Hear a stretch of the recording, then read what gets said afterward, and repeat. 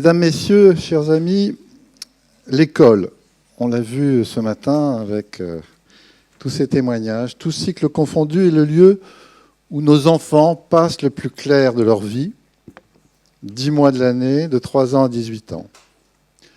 Ils sont enseignés, éduqués, encadrés, et ce serait une joie, un bonheur, un apprentissage heureux vers la citoyenneté, comme l'assigne le Code de l'éducation, et le passage à la majorité civile, lorsque leur place sera comme membre à part entière de la communauté éducative, que cette place leur soit intégralement faite, et sans doute une écoute attentive de leurs besoins et de leurs questions, non pas d'un point de vue de l'adulte, mais de celui de l'enfant, et certainement ce qui y contribuerait pour beaucoup. Comment, selon quel processus, quelle place pour une écoute conforme au droit, une place pour l'audition de l'enfant dans l'école. C'est ce que nous allons tenter de comprendre avec nos 3 intervenantes que je vous présente. À ma droite, Ariel Communier. Vous avez été 9 ans professeur des écoles, puis actuellement chef d'une école primaire dans l'enseignement catholique, sous contrat d'association avec l'État. En 18 ans, vous avez dirigé 3 écoles en Seine-Saint-Denis, à Paris et actuellement dans les Hauts-de-Seine. À la droite d'Ariel, Marie-Christine Culioli. Vous avez débuté votre carrière comme institutrice et avez poursuivi dans l'enseignement public en Seine-Saint-Denis comme directrice de collège, puis proviseur de lycée. Retraitée de l'Éducation nationale, vous êtes aujourd'hui médiatrice auprès du recteur de l'Académie de Créteil et responsable de la sélection du mouvement UWC, United World Colleges, en France, qui prépare au bac international dans un des 18 lycées étrangers situés sur les 4 continents de notre planète. Et enfin, Louise Touré, vous êtes journaliste, spécialiste des questions de l'éducation, productrice et animatrice de l'émission Être et Savoir, dédiée au thème de l'école sur France Culture, tous les mercredis à 14h. C'est exact. Autrice de plusieurs ouvrages sur l'éducation et l'école, dont le dernier, En finir avec les idées fausses sur l'école, publié aux éditions de l'Atelier en 2024. Alors j'ai prévu de donner la parole, enfin nous avons prévu, parce que nous avons préparé ensemble, respectivement à chacune d'entre vous, et éventuellement de faire un regard croisé en fin d'intervention. Ariel, j'ai envie de vous poser la première question, puisque nous avons écouté vos élèves tout à l'heure. Quel regard vous avez porté sur l'expression de leurs paroles? Est-ce que cette expérience vous a apporté quelque chose de neuf? Alors, moi, j'étais très fière de leur intervention. Étonnée, pas vraiment, parce que certains, je les connais depuis la petite section et je les ai vus évoluer pendant 8 ans. Alors, je n'ai pas été surpris de leur facilité à s'exprimer, mais aussi parce qu'ils ont travaillé et aussi parce qu'ils ont des enseignants qui les ont bien entraînés à la parole. Et voilà, donc ça, c'est vraiment... c'est la preuve que il faut un travail conjoint pour que les choses fonctionnent. Merci. Alors, je sais que vous avez mis en place une organisation particulière sur un sujet dont il a été question ce matin également, qui est le harcèlement scolaire et une forme de méthode, de procédure pour favoriser l'écoute et un dialogue apaisé dans ces situations. Qu'est-ce que vous pourriez nous dire pour nous présenter ce que vous appelez les préoccupations partagées? Oui, en fait, en maternelle, on parle pas... Enfin, moi, je suis chef d'établissement maternelle et élémentaire, donc en maternelle, on parle pas vraiment de harcèlement, même s'il y a quelquefois des situations qui peuvent être un petit peu délicates, mais on n'applique pas la méthode dont je vais vous parler maintenant aux plus jeunes. En fait... ça se fait dans de nombreuses écoles, hein, on n'est pas pionnier, mais on s'est formé, toute l'équipe s'est formée il y a 3 ans à la méthode de préoccupation partagée. C'est une méthode qui a été initiée par Jean-Pierre Bellon et Marie Cartier, qui se sont inspirés des travaux d'Anatole Picasse. Et voilà, dans le public, c'est un petit peu l'équivalent, si vous en avez pas entendu parler, du projet, du programme phare. Nous, c'est voilà, la méthode de préoccupation partagée qui fonctionne de cette façon. En fait, quand un enfant se sent mal à l'aise, un peu ciblé par d'autres, notre but, c'est vraiment d'intervenir très rapidement, le plus rapidement possible. Alors, quelquefois, on est informé par l'enfant lui-même qui se plaint, quelquefois ce sont les parents qui nous ont alertés, ou quelquefois c'est les enseignants qui se rendent compte que les choses ne se passent pas bien pour tel ou tel enfant. Donc on met en place cette méthode.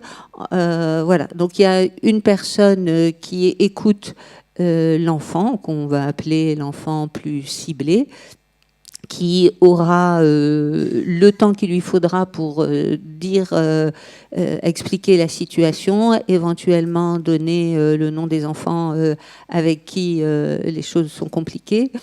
Et puis, concomitamment, il y a d'autres adultes de l'école qui reçoivent des enfants qui sont ou les intimidateurs présumés de cet enfant, et également des enfants qui peuvent être témoins de la situation parce qu'ils jouent ensemble dans la cour de récréation ou ils sont ensemble dans la classe et ils ont déjà été... D'ailleurs, je suis sûre que dans le groupe d'enfants qui est là, il y en a certains qui ont dû, à l'occasion ou une autre, être reçus, ne serait-ce que par témoin. Et le témoin, l'échange avec l'adulte, il est très bref, que ce soit le témoin ou l'enfant intimidateur. C'est très bref. On le reçoit, on lui dit voilà, on s'est rendu compte où un tel nous a dit qu'il était malheureux, ça ne se passait pas bien, il est triste et nous, des enfants qui sont comme ça à l'école, on veut les aider. Est-ce que toi, tu as remarqué quelque chose ? Alors, ou l'enfant dit oui, ou l'enfant dit non. S'il dit, qu'il soit, d'ailleurs, je répète, témoin ou intimidateur lui-même, et il dit, tu as remarqué quelque chose ? Oui, moi j'ai remarqué, effectivement, il est triste, il est tout seul en récré, ou un tel n'est pas très gentil avec lui. Bon, très bien. Est-ce que tu penses que tu pourrais faire quelque chose ? Oui, je vais essayer de jouer avec lui à la récréation, ou non, je vois pas. Bon, oui, très bien. Écoute, c'est une super idée, fais-le, et on se retrouve dans 2-3 jours et tu nous dis si ça va mieux. Et si c'est non, je n'ai rien remarqué, eh bien, écoute, maintenant que je te l'ai dit, tu pourras peut-être essayer d'être un petit peu vigilant, et on se retrouve dans 2-3 jours et tu nous dis ce que tu en penses. Et voilà. Et 2-3 jours après, on ne lâche pas l'enfant. C'est-à-dire qu'il ne va pas se dire c'est bon, je suis passé, c'est fini. 2-3 jours après, on le reçoit à nouveau. Tu te souviens, on avait dit qu'on se verrait. Est-ce que du coup, tu as pu observer des petites choses concernant... Et tant qu'il dira non, on le recevra encore. Jusqu'à ce qu'à un moment, il dise « Ah oui, je me suis rendu compte qu'il était un peu triste. » Et là, on va lui dire « Est-ce que tu penses que tu peux faire quelque chose pour l'aider ?» Et en même temps, on continue de recevoir l'enfant qui est plus ciblé pour savoir si les choses s'améliorent. Et vraiment, ça paraît peut-être un petit peu magique, mais dans plus de 90% des cas, la situation s'arrête. Et nous, notre but, encore plus à l'école qu'au collège ou qu'au lycée, c'est ça, c'est que la situation s'arrête, que l'enfant qui était ciblé se retrouve dans une joie de vivre à l'école. Et voilà. Ce qui est plus difficile, c'est de faire comprendre aux parents, et c'est pour ça que la communication, elle est importante en amont de toute situation qui peut arriver, c'est de dire qu'il n'y aura pas forcément sanction. Parce que nous, notre but, c'est pas de punir, même s'il peut quelquefois avoir punition parce que ça aurait été trop loin. mais en tout cas, on punira, par exemple, le geste, mais on ne punira pas la situation de harcèlement. Enfin, voilà la façon dont on peut écouter les enfants qui font que une situation stoppe. D'accord. Souvent, les situations de harcèlement sont décelées assez tardivement dans l'année. Est-ce que votre méthode a permis à ce que les élèves spontanément viennent voir l'adulte et que ce ne soit pas en fin d'année sur effectivement un mal-être profond de l'enfant qui parfois l'a conduit à changer d'école d'ailleurs, que se déroule ce process? Est-ce que ça a changé quelque chose réellement dans l'école? Première question. Deuxième question, est-ce que vous avez formé des enseignants ou du personnel particulièrement pour écouter ces enfants dans ce processus? Alors, je vais commencer par la deuxième question. Quand on a décidé de mettre cette méthode en place, toute l'équipe a été formée. Alors, l'équipe enseignante a été formée complètement et sur des temps impartis, donc globalement, personne n'a eu le choix de se former ou pas former. Après, bien sûr que les enseignants ont le choix d'écouter les enfants quand une situation se présente ou de ne pas l'écouter.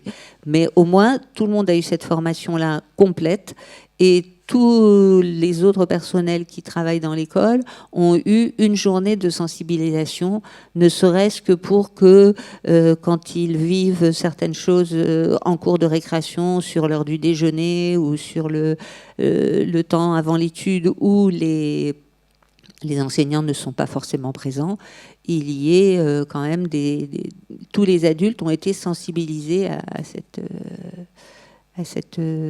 cette question et à la façon d'aborder les choses. Et si on attend la fin de l'année, franchement... Je n'ai pas dit si vous attendez. Non, si on se rend compte rapidement. Sont plus précoces maintenant. Alors, enfin, je pense...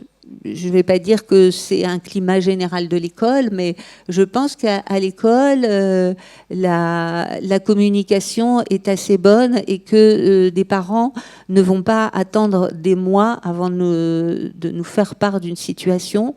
Ensuite, les enseignants sont quand même très vigilants sur l'état d'esprit des enfants et ensuite les enfants entre eux le disent. Donc il y a quand même un climat scolaire de parole assez libre et d'observation des enfants qui font qu'on n'a jamais vu, moi je n'ai jamais vu une situation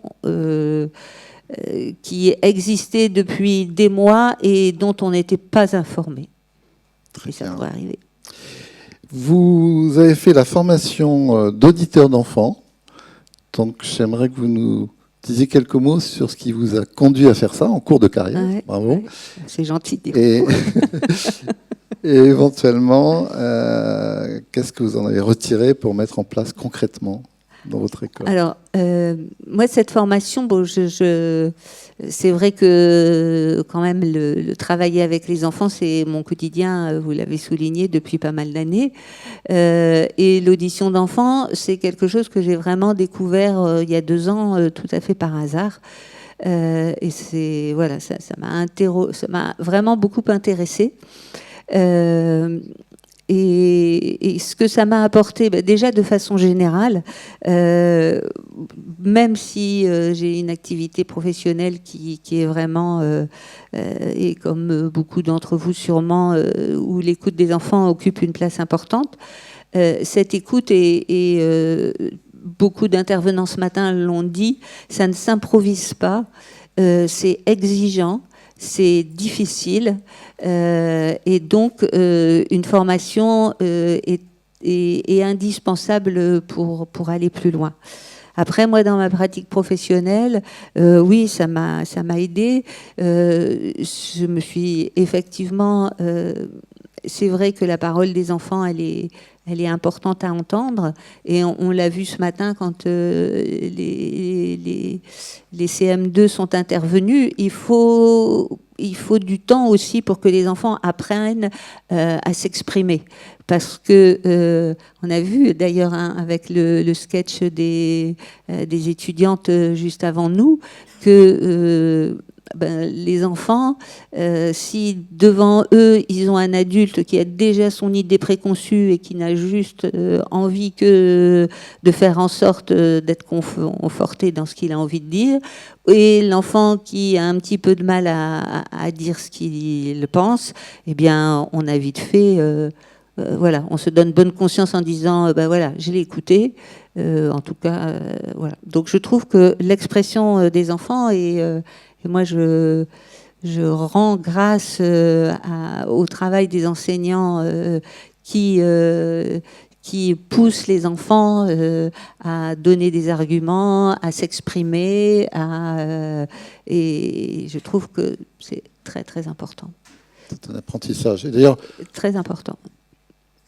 J'aurais cette question, est-ce que vous pensez que justement l'enseignement consacre suffisamment de place à cette dimension d'apprentissage du droit au sens d'un outil concret de régulation, j'ai envie de dire, de la façon dont les enfants peuvent entre eux s'exprimer, interagir, mais aussi avec l'adulte?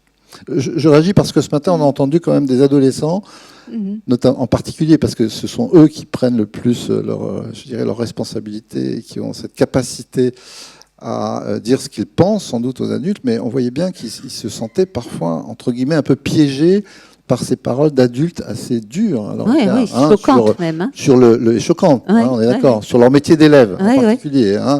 Je sais pas, je suis retenu, tu auras une note, enfin un salaire aussi faible que ta note. À la hauteur de ta, oui. Waouh, c'est vrai. Un salaire à la hauteur de ta. Heureusement, c'est pas une généralité, mais on sait que ça existe et que c'est très compliqué pour les enfants, même quand ils ne souhaitent pas être insolents, de pouvoir répondre. Et donc d'être dans un dialogue. Alors, est-ce que... Donc c'était l'apprentissage du droit. Oui. Est-ce qu'il y a une place suffisante à apprendre aux enfants le droit, leur droit, mais le droit en général comme outil de régulation et d'interaction à l'école? Alors peut-être que vous serez plus à même de répondre, parce que moi je n'ai pas une énorme expérience du collège et du lycée, du second degré, des plus jeunes, mais dans la vie, souvent quand un enfant vous dit ah mais j'ai le droit, de toute façon le but c'est j'ai le droit, c'est fini, on l'écoute même plus. Donc je pense que c'est pas en récriminant son droit, mais plutôt en arrivant à avoir une parole claire et posée, qu'on va l'écouter, je pense. Ok, je prends votre réponse, mais ce n'était pas mon point. Mon point, c'était l'éducation au droit. J'entends ce que vous dites. Oui, d'accord. J'ai le droit, même ça... Un enfant me dirait ça, je dirais ok, tu as le droit, mais moi aussi j'ai un droit, peut-être qu'on peut échanger sur le droit à respecter. Vous voyez, c'est une parole non, mais j'imagine, mais après c'est des souvenirs qui... Enfin, je vous dis, j'ai pas beaucoup d'expérience au second degré, donc je voudrais pas me dire des choses qui sont fausses, mais j'ai l'impression que un élève devant un professeur qui récrimine sur le droit, c'est... Oui, je comprends. Voilà. Après, le droit, on a vu quand des enfants ont préparé l'atelier. Louise Touré veut intervenir. En fait, c'est une recommandation du défenseur des droits dont le rapport a paru hier sur la justice des mineurs, la justice pénale. Bon, parmi les recommandations, il y a beaucoup d'éducation au droit aux adultes, en fait. Mais à l'école aussi, à travers les cours de MC. Oui, absolument. Les bases du droit. Et là, c'est dit clairement dans ce rapport, et j'ai eu l'occasion d'en parler dans l'émission, parce que c'est une culture, en fait, qui, vous le savez encore mieux que moi, ne circule pas suffisamment, et ça commence à l'école, et ça doit aussi se déployer ailleurs. Merci. Marie-Christine Cuglioli. Oui. Ça marche. Est-ce que tu me permets de répondre ou de donner un petit point de vue à ce que viennent de dire mes collègues? Excusez-moi. Donc, 43 ans d'éducation nationale, c'est un peu mon ADN. Donc, ici, je suis un petit peu le mouton noir et c'est pas grave. En ce qui concerne le droit, j'ai eu une expérience. J'ai eu la chance d'ouvrir un collège directement 600 élèves, donc 4 niveaux, à Clichy-sous-Bois. Et donc, on a travaillé sur ce foutu règlement intérieur. Et donc, sur la rédaction du règlement intérieur Et tout de suite, on a travaillé avec les élèves. Bon, les 15 pages du règlement intérieur, vous imaginez bien, il faut qu'on balise tout, la sécurité des personnes et des biens, patati patala. Mais on a travaillé sur les droits des élèves. Et le premier droit, c'est le droit à l'école. Qu'est-ce que ça veut dire? Donc ça, c'était en 2003, donc ça remonte, hein. Mais quand même, qu'est-ce que c'est en 2003 qu'avoir le droit à l'école? Qu'est-ce que c'est en 2025 qu'avoir le droit à l'école? Bonne question. Parce qu'on entend plutôt, l'école est obligatoire, il y a l'obligation d'être présent, on lutte contre l'absentéisme, etc., etc. Nous, on n'a pas parlé comme ça. On a dit, il faut créer les conditions de l'assiduité, et en face des droits, on explique ce que c'est, et ce que l'élève peut faire en regard de chaque droit posé. J'ai fini sur ce point-là. C'est souvent ce que nous on dit, les droits et les devoirs. Et en face de chaque droit, on met un devoir. C'est pas le devoir. Globalement. C'est pas le devoir, là. Parce qu'en fait, non, enfin, on a des droits. Et on a des droits. C'est comme ça. On est avec des droits. C'est une déclaration universelle des droits. Il n'y a pas de devoir à mettre en face. Par ailleurs, il se trouve que dans la vie, vis-à-vis de l'école, on a des devoirs. Mais le droit, c'est pas en échange de devoirs. Jamais. Échange. Non, mais je pense que c'est un truc qu'il faut absolument dire aux enfants. C'est ça. Et faire attention à la manière dont on le demande, parce que c'est une dérive très présente dans la société, et on pense dire quelque chose d'assez positif en responsabilisant les enfants. Peut-être que c'est pas ça que vous vouliez dire, mais d'autres le disent. En tout cas, moi, c'est pas ce que je voulais faire. On a bien compris. Mais d'ailleurs, en fait, ce qui est hyper intéressant à l'école, c'est qu'on sait bien que parfois, dans les règlements intérieurs, mais aussi dans le comportement des adultes, on n'est pas dans le droit. Il y a des choses qui sont imposées par l'école, des choses qui sont imposées en termes d'orientation, ce qui est très grave. Il y a des punitions collectives. On espère que ça n'existe plus. Alors, la punition collective, il n'y a rien qui va plus à l'encontre du droit que la punition collective. Mais ça peut être juste dans une classe, hein, un prof. Parce qu'on n'a peut-être pas cette culture du droit, qu'il faut effectivement faire passer peut-être par le règlement intérieur, qui est un super outil, puisqu'on est censé le lire. T'as lu ton règlement intérieur de... Je suis avec mon stagiaire de 3e. Alors, qui a déjà lu le règlement intérieur de son établissement? Vous, oui. D'accord, ok. L'honneur est sauf. Ok, bah... Non, mais c'est... Voilà, moi je pense que je n'ai pas lu les règlements intérieurs des établissements de mes enfants. Ah, bravo. Voilà. Vous l'avez signé sans le lire. J'ai regardé, j'ai confiance. Non, mais on a aussi l'habitude de pas... Voilà, donc pardon. Non, mais c'est vrai, le règlement intérieur, c'est un vrai sujet, et c'est un vrai sujet de non-droit. Il n'y a pas que ça, d'ailleurs, dans toutes les procédures de l'éducation nationale. Alors, Marie-Christine, donc, merci à Ariel. Donc, vous avez été très transverse dans l'éducation nationale, hein. Vous avez démarré institutrice, on l'a dit, et aujourd'hui, vous êtes... aussi co-animatrice du mouvement United World Colleges en France, dont la philosophie est particulièrement respectueuse de la personnalité globale des enfants. Dans votre passage à l'éducation nationale, qu'est-ce que vous retenez de la manière dont la parole de l'enfant a été accueillie, j'ai envie de dire par vous, peut-être pas par l'institution. Comment vous l'avez vécu personnellement? Alors, pour moi, la parole de l'enfant, dans son métier d'élève, c'est un petit peu différent, mais l'enfant est présent, et l'enfant a sa place à l'école. Il repose sur 3 choses. Pour qu'un enfant puisse s'exprimer librement, il faut qu'il soit en confiance. Or, la confiance, ça ne se décrète pas. La confiance, ça se montre, et ça se montre par quelque chose que moi j'appelle le respect.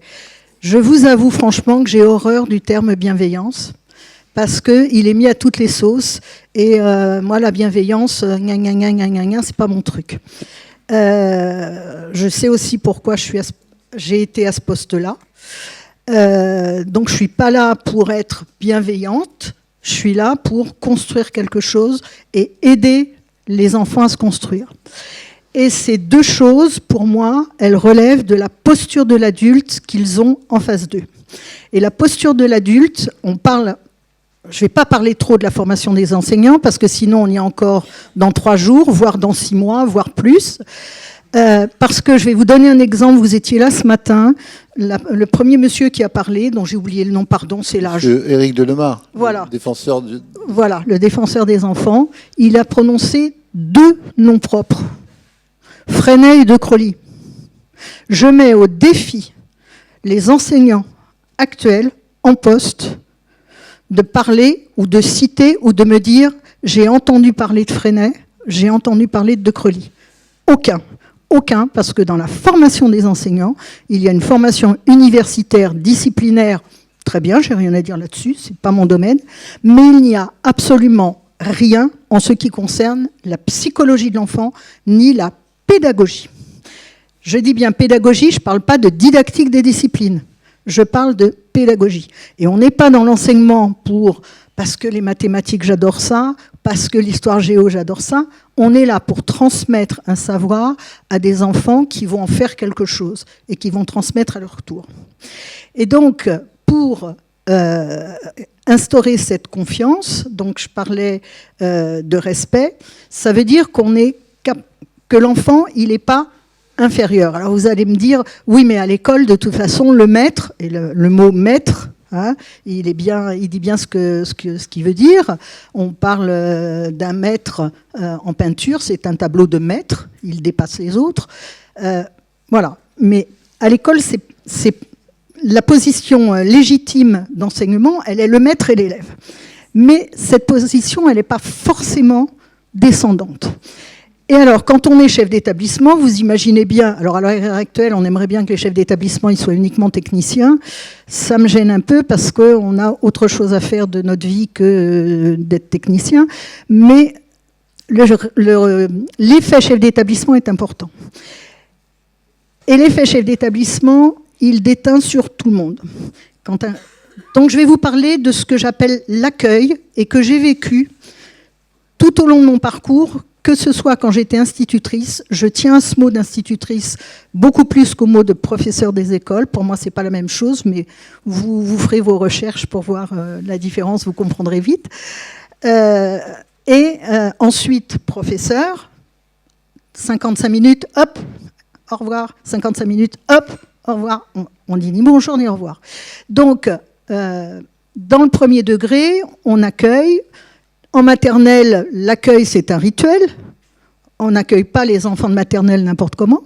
En primaire, il y a des rituels avec l'enseignant qui se mettent en place. L'enseignant a la même classe toute la journée.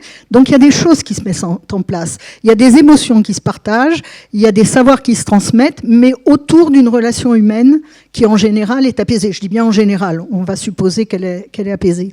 Dans le secondaire, c'est différent. Et moi, j'ai toujours préconisé qu'il fallait déjà lutter contre l'anonymat. Quand vous dirigez un lycée où il y a 1700 élèves, plus la formation continue, donc des adultes, etc., quelle est la place de l'adolescent dans ce lycée?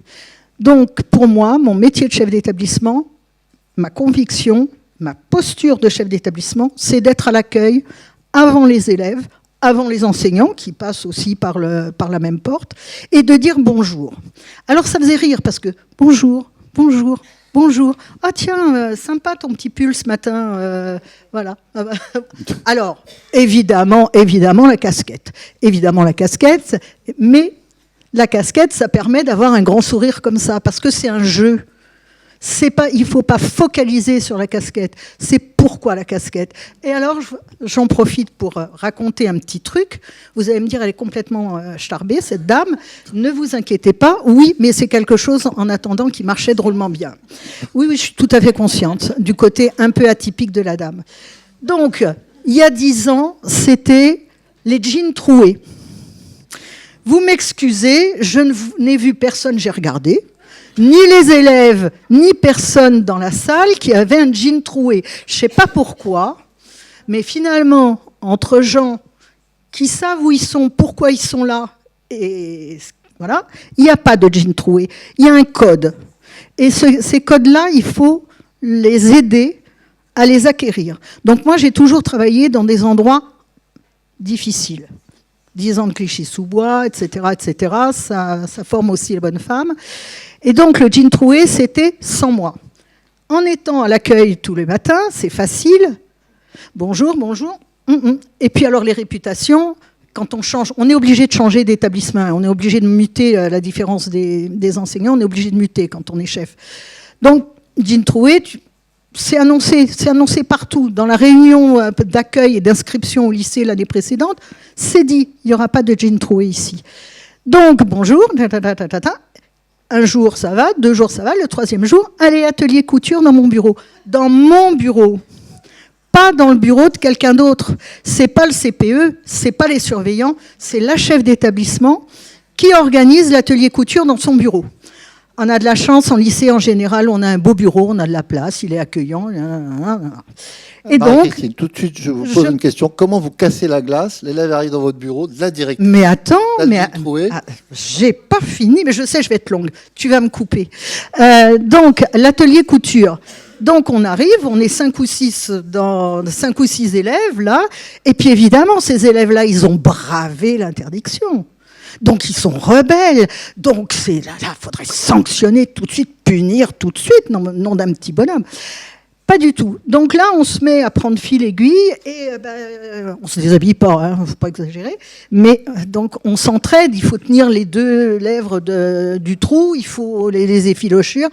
Je suis pas douée dans couture, donc voilà. Et là, ça crée des liens. Et là, on parle. Et on a en gros 1 heure de papotage. Et là, on se connaît. Ils me connaissent. Je les connais. Et ça met une espèce de complicité respectueuse entre eux et moi. Ce qui fait que, au cours du temps, pour ces jeunes-là, et après, ils parlent entre eux, les gamins, hein. Faut pas croire qu'ils soient comme ça, renfermés sur eux-mêmes, ils parlent. Donc, vraiment, ce moment d'atelier couture qui est complètement... Je vous ai entendu rire, et c'est normal, c'est complètement atypique. Mais en attendant, ça fait partie des choses qui marchent. Et ça fait partie des choses que les enseignants, au début, ont un peu de mal à comprendre, et après, quand vous en discutez avec eux, ils comprennent. Et ils ont un regard différent, eux aussi. Ça joue sur le regard porté par les équipes enseignantes sur les gamins. Merci. Est-ce que, du coup, vous pensez que...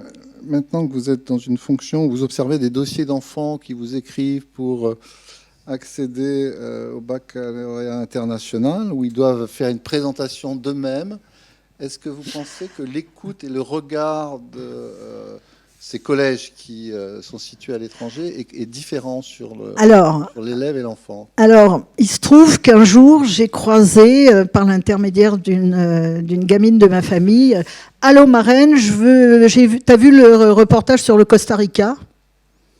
Non. « C'est ça que je veux faire l'année prochaine. » Marraine, elle regarde le Costa Rica, et là, elle se dit « Waouh !» Passe ton bac d'abord, ma chérie, parce que ça m'a l'air d'être quand même un peu bizarre, on dirait une secte. Voilà.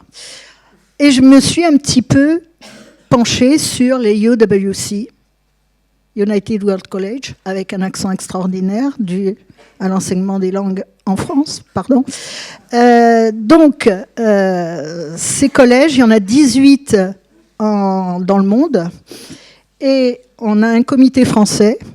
Ce sont des écoles de très haut niveau qui préparent à l'IB, le bac international, et ce sont des écoles particulières, donc des études très très très chères, et le comité français s'occupe de recueillir les fonds pour que les candidats retenus puissent partir à l'étranger, en Chine, à Singapour, en Inde, en Arménie, aux États-Unis, enfin bon, etc.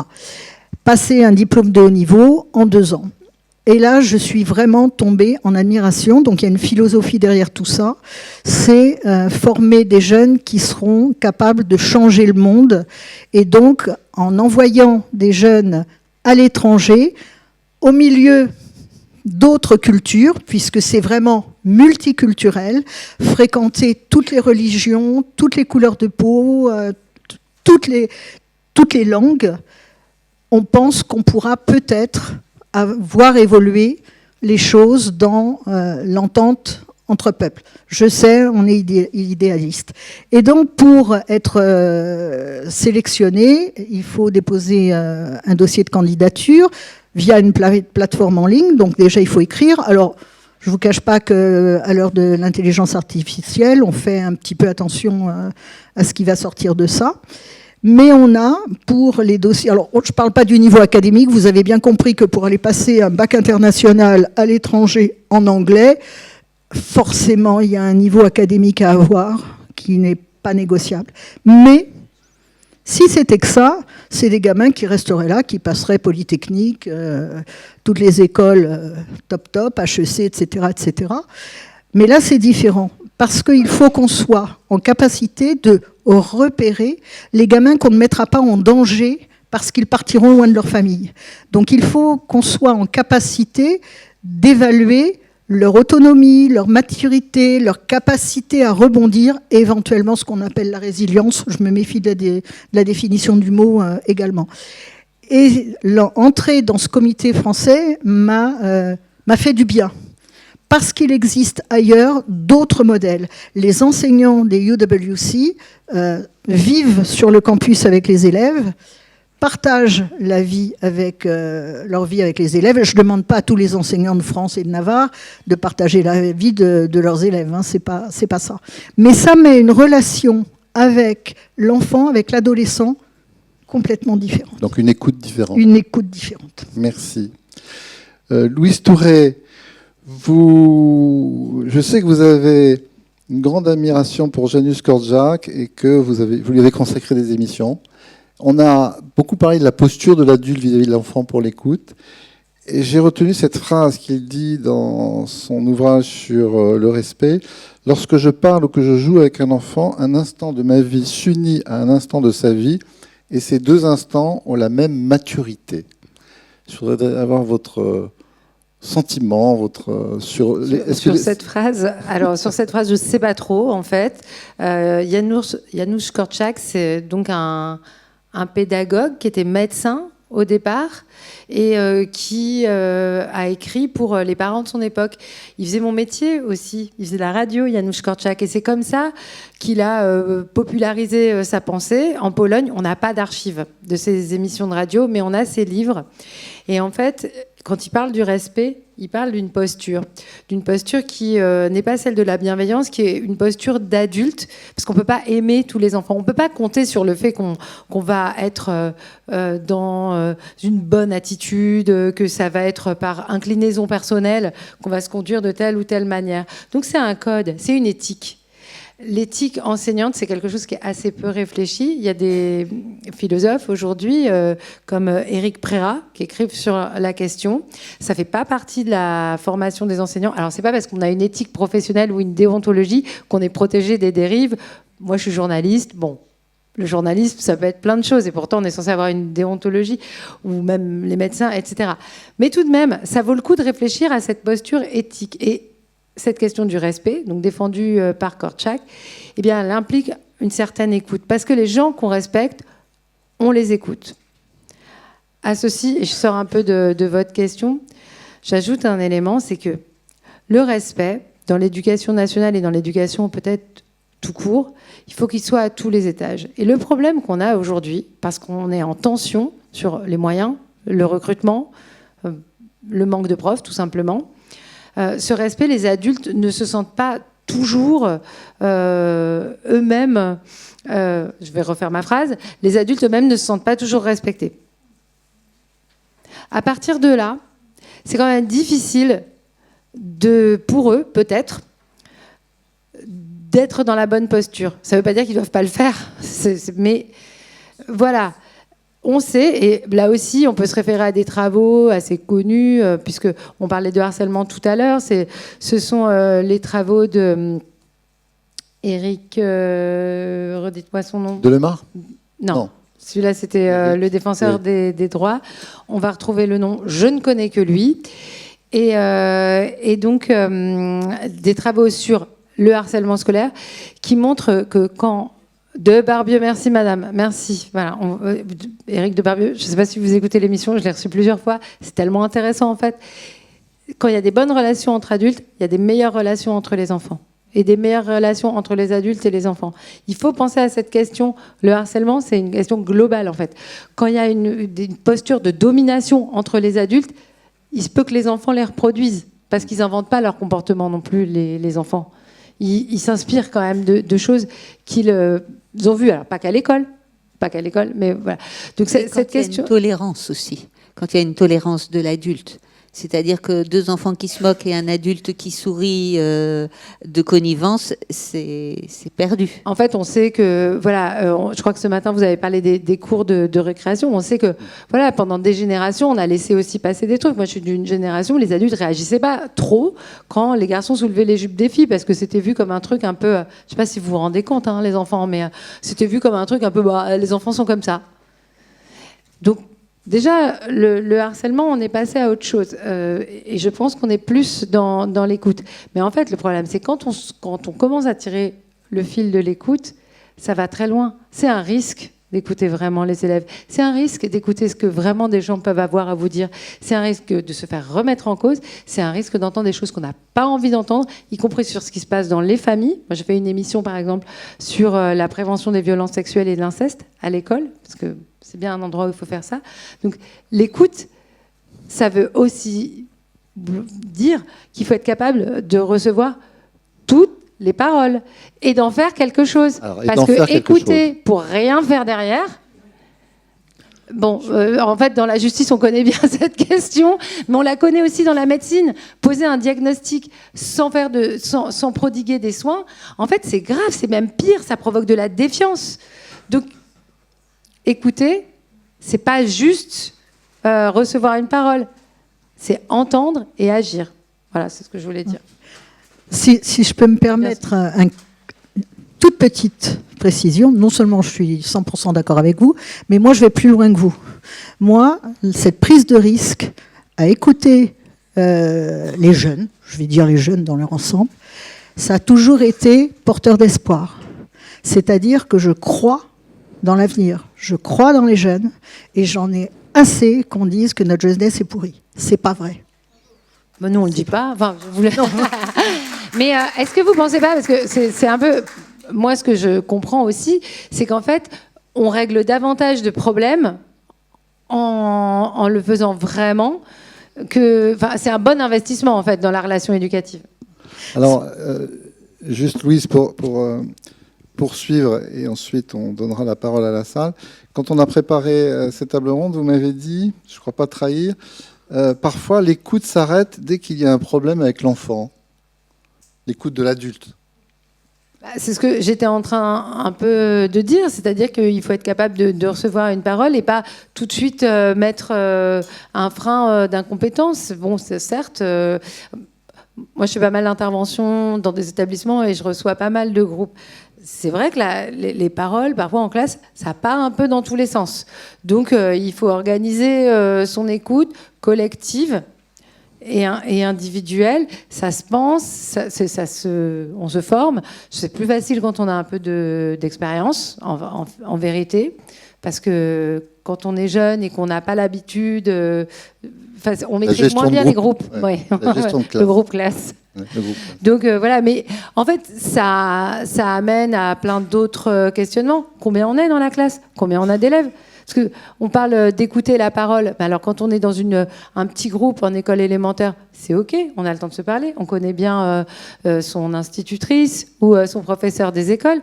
Quand on est avec 38 élèves en classe de seconde et qu'on a un programme avec un chronomètre, et c'est pire en première, avec des classes qui sont même plus des classes, puisque les groupes n'arrêtent pas de changer, moi, je ne crois pas qu'on ait en vérité beaucoup le temps d'écouter les ados dans ces conditions-là. On rappelle qu'il n'y a pas de psy, on parlait de formation au droit, mais il n'y a pas suffisamment d'infirmières, il n'y a pas assez souvent de psy à l'éducation nationale. Enfin là, c'est plus la pénurie, c'est carrément morne pleine. Donc voilà, on parle. Aujourd'hui, c'est des sujets dont on parle plus, mais derrière, il y a zéro suivi en fait. Il n'y a pas d'actions qui sont mises en place pour écouter les élèves. Il faudrait qu'il y ait beaucoup plus de tous ces personnels, y compris des assistantes sociales, des éducateurs et éducatrices. Enfin, on en manque de partout, et c'est criant. Enfin, j'ai fait une émission, donc je le disais, sur la justice des mineurs hier. Il n'y a même pas de gens pour faire le suivi éducatif des mineurs délinquants, des éducateurs. Enfin, c'est hyper grave.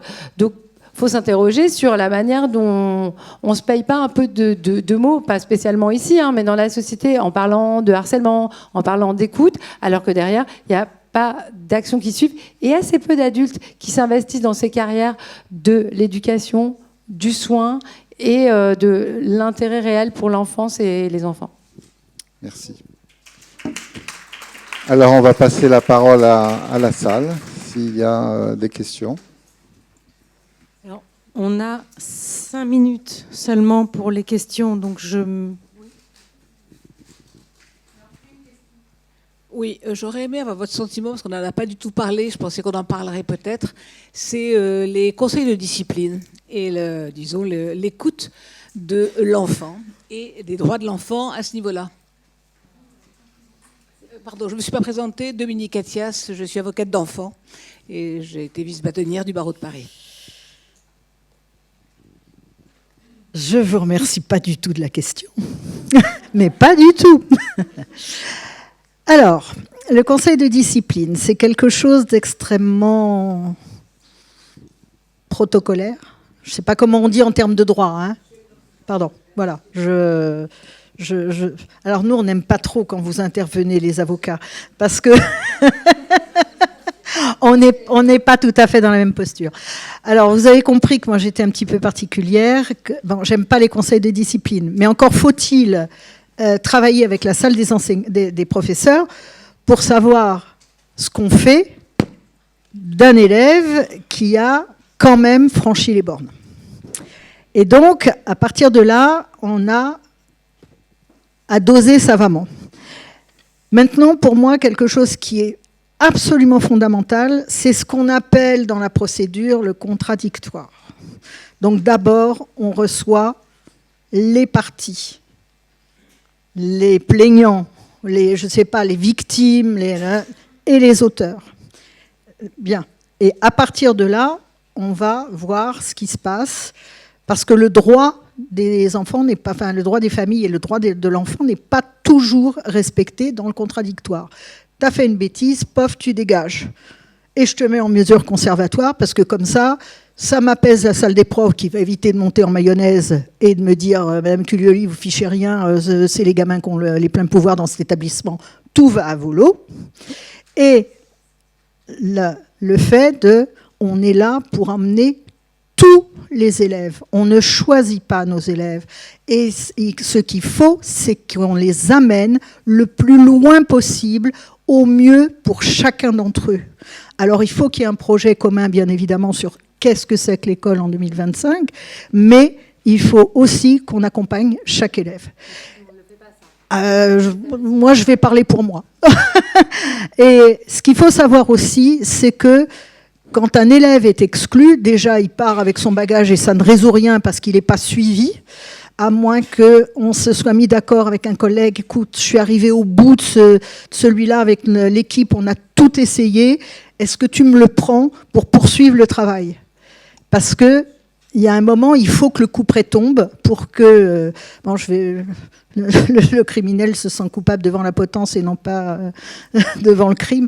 Bon, pardon, je m'égare. Mais il faut que le travail soit continué. Il ne faut pas que le gamin, il arrive toujours. Il y a des moments, il faut qu'ils retrouvent la virginité dans l'établissement d'accueil. C'est nécessaire.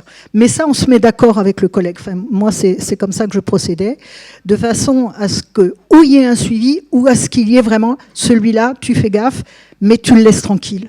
Parce qu'il doit repartir de zéro. Il a compris. Mais s'il y a un travail d'engagé, il faut qu'il continue.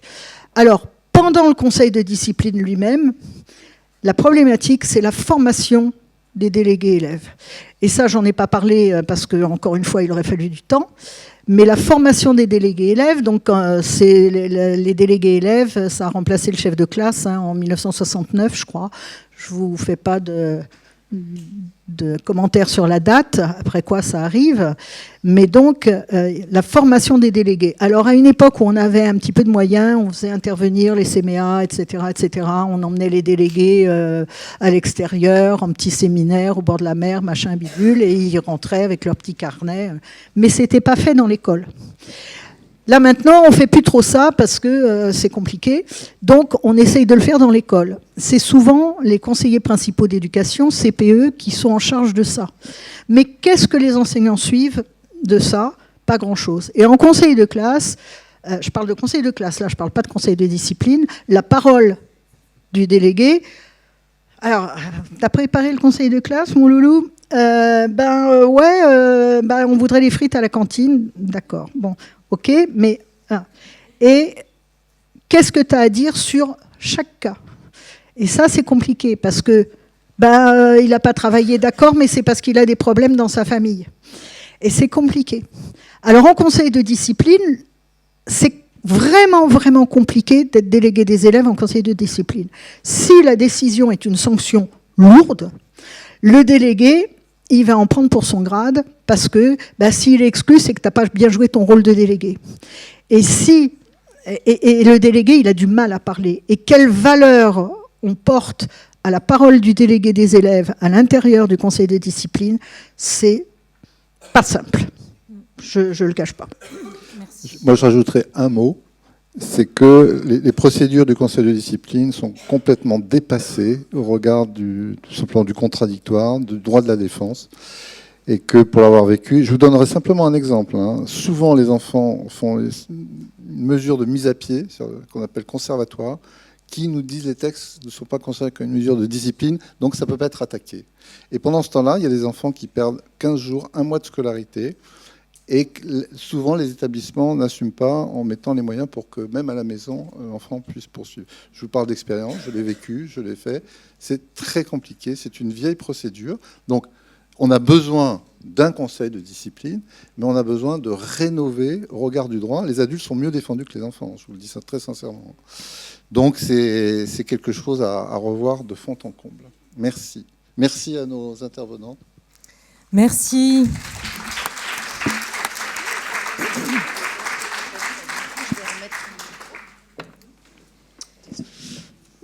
Le sujet de l'école, c'est un sujet qu'on n'avait pas vu au départ dans le diplôme universitaire. Et ça nous est apparu en étudiant finement les observations du Comité des droits de l'enfant des Nations Unies et puis à l'aune de ce qu'on vit les uns les autres avec nos propres enfants. Et en effet, les règlements intérieurs ne sont pas conformes aux droits fondamentaux de participation, de la défense, etc. Donc sans même parler de est-il, on va dire, efficace de punir un enfant, qui est un autre sujet. Notre sujet aujourd'hui, c'est existe-t-il des procédures, des moments où les enfants sont écoutés dans ces procédures-là? La réponse est non.